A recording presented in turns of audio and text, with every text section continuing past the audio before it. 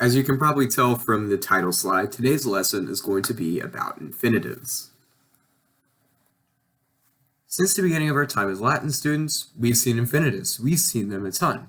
However, we've only seen a couple different forms of the infinitives, mostly the present active and the present passive infinitives. In the later chapters of Ecce, we're starting to see a perfect active infinitive emerge. We will officially learn this infinitive in chapter 41. There's still 3 different types of infinitives that are completely foreign to us, so there are 6 infinitives in total: the perfect passive, future active, and future passive infinitives. We will officially learn the future passive infinitive in Latin 3, which is why it's starred, but today I'll still go over how to form it and how to translate it into English. Let's start off this presentation by reviewing the infinitives that we already know. We'll start with the present active infinitive. This is just the second principal part. This decides the conjugation of the verb for the most part, with the exception of third and third IO. You need the first principal part to distinguish between the two. So what decides the conjugation of the verb is the infinitive ending. The are means it's a first conjugation verb, as in necare. The ere means it's a second conjugation verb, like in habere. The it means it's a third conjugation verb, like mittere or capere, which capere is a third IO verb, and ire means it's a fourth conjugation verb, as in audire. The normal present active infinitive is translated just as to verb. For all of the infinitives, I'm going to give you an example on how to form it, and I'm going to use that, and I'm going to make that example by the verb amo. Because, let's face it, amo is awesome for teaching this. So amo, you just take the second principal part, which is amare, and then there's your present active infinitive, which means to love. Next, we'll move on to the present passive infinitive. We learned this one in chapter 30 or thereabouts when we started to learn the passive system. This is formed by taking the second principal part and doing the following things. If it's a first, second, or fourth conjugation verb, you drop the E and you add a long I. If it's first conjugation, your new ending is going to be ari. If it's second conjugation, your new ending is going to be airy. And if it's fourth conjugation, your new ending is going to be eerie. If it's third or third IO, you drop the entire ending, the entire ERE, and then just add a long I. So your ending is just going to be a long I. So a first conjugation example would be necari. Second conjugation example would be haberi.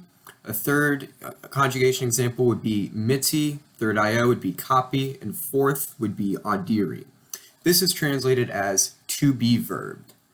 Using amo as our guide, so you get amo, you go to the second principal part, which is amare. You drop the E, which just leaves you with amar. And then you add the long I, which gives you amari, which means to be loved. With the perfect active infinitive, we're starting to get a little bit of uncharted territory. Maybe you've seen this infinitive, maybe you haven't before. Perfect active infinitive is formed by taking the third principal part and adding sse to the end of it. Another way that you can form it is by taking the third principal part, dropping the I, and add isse, isse to the end of it, whichever way you prefer. This is translated to English as to have verbed. Using amo as our example, you have amo, change it to the third principal part, which is amawi, then add sse to get amawase, which means to have loved. So this is probably the first infinitive that you've never touched before. This is the perfect passive infinitive, but this is really, really easy to form. All you have to do is take the perfect passive participle, then you just add esse as your second word. This is translated as to have been verbed. As an example on how to form this, you take amo, you take its perfect passive participle, which is amatus, and then just add esse as your second word to get amatus esse as your entire infinitive, which means to have been loved. Now we start to get into the future infinitive, starting with the future active infinitive. This is formed by taking the future active participle and adding esse as a second word. This is a lot like how we formed the perfect passive infinitive a couple seconds ago. Before I tell you exactly how to translate this, think back to when we learned active periphrastic, which was the future active participle plus a form of sum esse. We would get phrases like volatura erat, which means she was going to fly, and capturus est, which means he is going to capture. And you'll remember that we got into a little bit of a pattern. where it would be where you translate the form of sum first, like the s being he is, and then you translate the participle going to whatever. This is no different, except you're just translating esse first, which is to be. Using the same formula, you translate the future active infinitive as to be about to verb.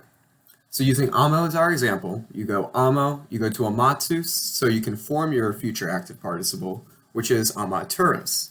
And then you just add esse to get amaturos esse, which means to be about to love.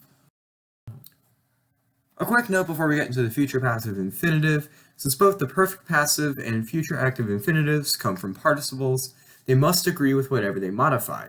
The us ending at the end of the participle part of the infinitive, it's still usa it's still an adjective, it's still got to agree in gender, number, and case. This really isn't an issue until you get into indirect statements, and that's in chapter 46. The sentence below is an example of an indirect statement where this might be an issue. The citizens hoped that the enemies had been conquered by the soldiers. That would be rendered into Latin as civites speraverunt hostes a militibus victos esse. Notice how victos agrees in gender, number, and case of the subject of the indirect statement, which is hostes, and they both are masculine, plural, and accusative. Now we move into our last infinitive, the future passive infinitive. This is formed by taking the supine and adding iri as a second word. What the supine is, the accusative supine is equivalent to the neuter perfect passive participle in form. They both end in tum. For verbs that don't normally work in the passive, all you do is you take what would be the perfect passive participle and then make that neuter to get your form. So take a verb like dormio, doesn't normally work in the passive. If it followed normal fourth conjugation rules, it would go iri iwi itus. So its PPP would be dormitus. Make that neuter dormitum. If a verb doesn't normally follow any rules, or it's just a weird verb in general, all you do is you go to the future active participle, drop the UR out of the ending, and then make that neuter to get your accusative supine, which would be equivalent in form. Iri doesn't come from sum esse. This is the present passive infinitive of eo ire. But don't worry about this verb too much. We will get to this later in Latin 3. The future passive infinitive is translated as to be about to be verbed. So with amo as our example, we go amo to amatus to amatum to form our accusative supine, and then we add iri as a second word to get amatum iri, to get your entire future passive infinitive to be about to be loved. In closing, here's a chart of all the different infinitives that we learned today, separated into columns by voice and into rows by tense. At the top of each cell is, really quickly, how each of the infinitives are formed. In the middle are the forms themselves, and at the bottom is the English translation of those infinitives. I'll give you a second to take a look at the chart, pause the video. The two final notes that I want you to leave here on is the star in the future passive infinitive is just to denote that we will get to that infinitive in more detail in Latin 3. Also, the underlinings of the US in the future active and the perfect passive infinitives are just to denote that those still change and they have to agree with in gender, number of case in whatever they are modifying. Thank you for taking the time to watch the video, and have a great day.